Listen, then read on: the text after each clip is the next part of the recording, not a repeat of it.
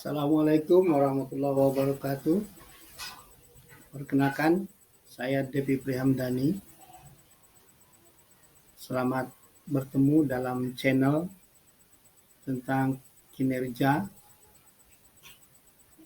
peningkatan kinerja 6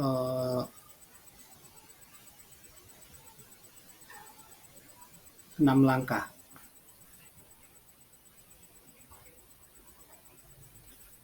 Untuk kali ini saya akan membahas tentang model proses peningkatan kinerja manusia 6 langkah. Hal yang akan kita bahas adalah teori model peningkatan kinerja dan 6 langkah model peningkatan kinerja. Untuk mengetahui lebih lanjut tentang apa saja 6 langkah peningkatan kinerja tersebut, mari kita ikuti rekaman berikut ini.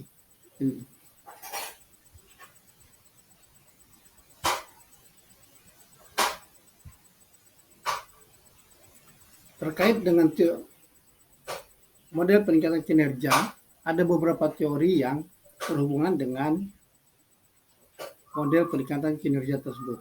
Yang pertama adalah teori dari Rockwell dan Schreidi yang mengatakan bahwa model adalah representasi yang disederhanakan dari suatu objek, proses, atau fenomena.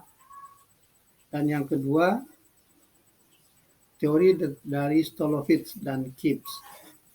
Stolowitz dan Gibbs mengatakan bahwa lapangan HPI atau Human Performance Improvement belum mengembangkan modelnya sendiri yang diterima secara luas. Teori berikutnya yang berkaitan dengan model peningkatan kinerja adalah teori yang masih disampaikan oleh Stolowitz dan Gibbs yang mengatakan bahwa ada beberapa model dari peningkatan kinerja improvement atau peningkatan kinerja ini fokus pada keseluruhan proses Human Performance Improvement dan biasanya mengikuti beberapa versi dari model proses sistem umum yang kadang-kadang disebut sebagai ADDIE atau disebut ADI. Model ADI adalah singkatan dari Analysis, Design, Development, Implementation, and Evaluation.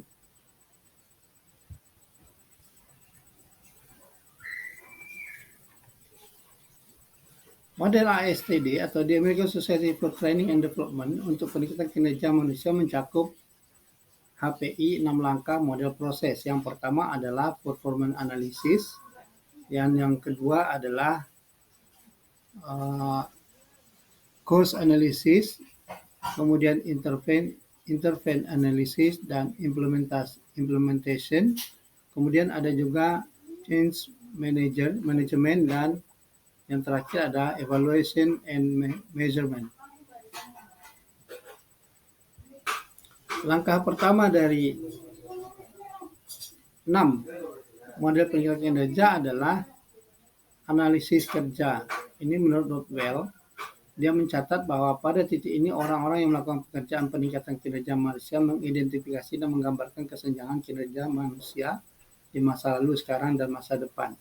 Nah, pada langkah pertama ini, seseorang yang ingin meningkatkan kinerjanya dalam suatu pekerjaan, terutama yang bagi dosen yang harus mengikuti atau melakukan tridharma perguruan tinggi, dia harus melakukan analisis terhadap apa yang sudah dilakukan pada semester berikutnya. Dan kemudian setelah menganalisis tersebut, kemudian dia merencanakan apa yang akan dilakukan di masa yang untuk penelitian yang biasa yang akan datang. Kemudian langkah kedua adalah menganalisa penyebab dari permasalahan yang ditemukan sebelumnya. Dalam menganalisa ini, kita harus melibatkan orang lain atau mencari akar dari permasalahan yang perlu diidentifikasi, yang sudah diidentifikasi pada langkah sebelumnya. Jadi dalam hal ini kita perlu mencari akar dari permasalahan yang dihadapi. Kenapa kinerja kita yang semester kemarin itu tidak memuaskan atau kurang baik. Dan langkah selanjutnya atau langkah ketiga adalah kita melakukan pemilihan terhadap intervensi yang tepat yang akan digunakan dalam meningkatkan kinerja. Untuk memilih intervensi yang tepat, kita perlu mempertimbangkan cara yang mungkin untuk bisa menutup kesenjangan kinerja kita di masa lalu atau sekarang dan kemudian di masa depan.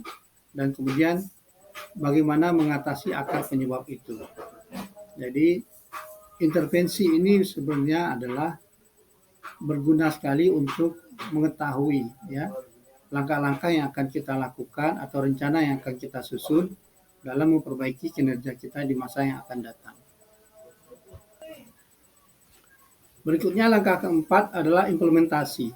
Setelah kita melakukan beberapa hal sebelumnya seperti mengidentifikasi, kemudian mengintervensi, dan sekarang setelah itu kita perlu melakukan implementasi atau menerapkan apa yang sudah kita rencanakan ya, dalam untuk memperbaiki kinerja kita yang akan datang.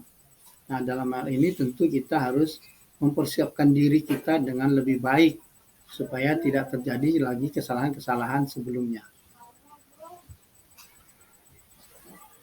Berikutnya adalah langkah yang kelima. Pada langkah yang kelima ini kita perlu melakukan manajemen perubahan. Dalam melakukan manajemen perubahan ini, maka perlu dilakukan pemantauan terhadap langkah-langkah yang sudah kita terapkan sebelumnya.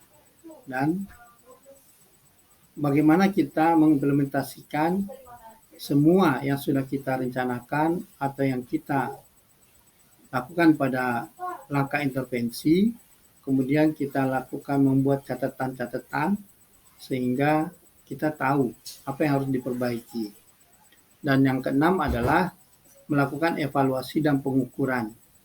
Nah, pada evaluasi dan pengukuran ini, berdasarkan catatan yang kita dapatkan pada manajemen perubahan dan pantauan, maka kita akan mengetahui hasil yang sudah dicapai dari intervensi yang sudah kita buat terhadap kinerja kita. Dan mudah-mudahan dengan penjelasan ini kita bisa meningkatkan kinerja kita ke depannya. Terima kasih. Wassalamualaikum warahmatullahi wabarakatuh.